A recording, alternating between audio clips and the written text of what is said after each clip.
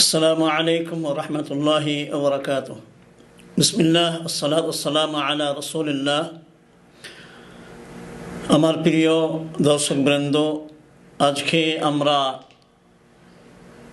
এই শাওয়াল মাসের যে 6টি রোজার যে ফজিলত, এর ব্যাপারে আমরা কয়েকটি কথা শ্রবণ করব। সর্বপ্রথম কথা হচ্ছে যে কোনো জিনিসকে, কোনো আমলকে আমরা ছোট মনে করব না। কারণ যে কোন আমলের দ্বারাই আল্লাহ রাব্বুল আলামিন আমাদেরকে, কোন আমলের বাহানাতে আমাদেরকে জান্নাতে প্রবেশ করাবেন আমরা কেউ জানি না।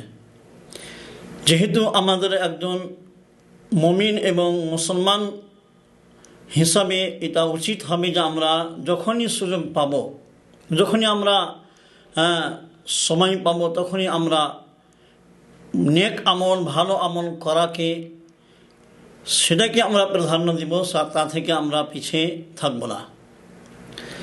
গুরুত্বপূর্ণ একটি হাদিস আল্লাহ নবী সাল্লাল্লাহু আলাইহি ওয়াসাল্লাম বলেছেন যে যে ব্যক্তি রমজান মাসের রোজা পালন করলো এবং তার পরই শাওয়াল মাসের 6টি রোজা সে রাখলো, তাহলে সে যেন পুরো বছরই রোজা রাখলো। তাহলে এত বড় একটা, এই 6টি দিনে 6টি রোজা রাখার পরিবর্তে পুরো বছরে একটা রোজা রাখার নেকি আমি আর আপনি যদি পেয়ে যাই, তাহলে এটা কত বড় সৌভাগ্যের বিষয়। এই সৌভাগ্য আমাদেরকে সৌভাগ্যবান হতে হবে।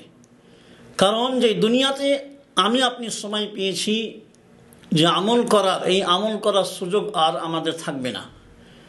আমরা যতদিন দুনিয়াতে আমরা বেঁচে আছি, এই দুনিয়াতে বেঁচে থাকা পর্যন্ত আমাদের আমলের সুযোগ, তারপরে কিন্তু আমলের আর সুযোগ থাকবে না।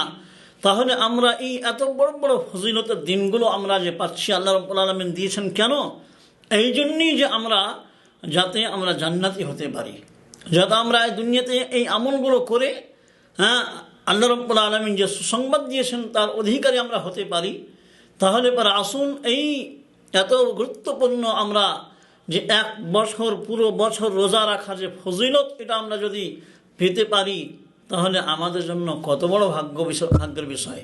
তাহলে আসুন আমরা এই সুযোগকে আমরা ছাড়ব না, যে 1 বছরের রোজা রাখার যে ফজিলত, এই ফজিলতকে আমরা পাওয়ার প্রত্যেকে আমরা চেষ্টা করব।